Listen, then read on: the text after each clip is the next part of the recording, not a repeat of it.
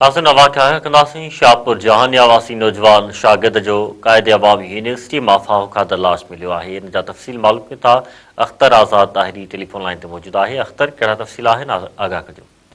जी बिल्कुल, असां पंहिंजे नाज़रीन खे ॿुधाईंदा हलूं उन अफ़सोसनाक वाक़े बाबति। शाहपुर जहानिया जे ॻोठ नंगर मकान सां तालुक़ रखंदड़ 21 वरनि जो नौजवान नादिर चन्ना जेको क़ाइदी अवामी यूनिवर्सिटी नवाब शामी आख़िरी साल जो शागिर्द हो, जंहिंजो कॉलेज जेको यूनिवर्सिटी जो हॉस्टल रूम आहे उन जा अंदरां फाही लटकियल लाश मिलियो आहे।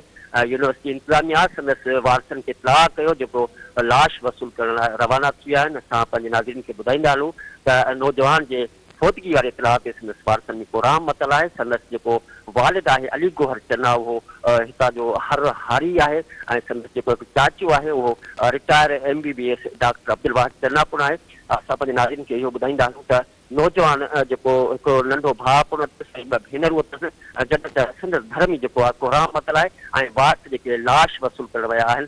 वारसनि जो चवणु आहे त हिन महिल ताईं कुझु नथो चई सघिजे त वाक़ियो ख़ुदकशी आहे या क़त्ल, ऐं असां जॾहिं इतवार ते पहुचंदासीं त पोइ ख़बर पइजी सघंदी। जी अख़्तर आज़ाद ताहिरी, महिरबानी तफ़सील ॾियण जे लाइ।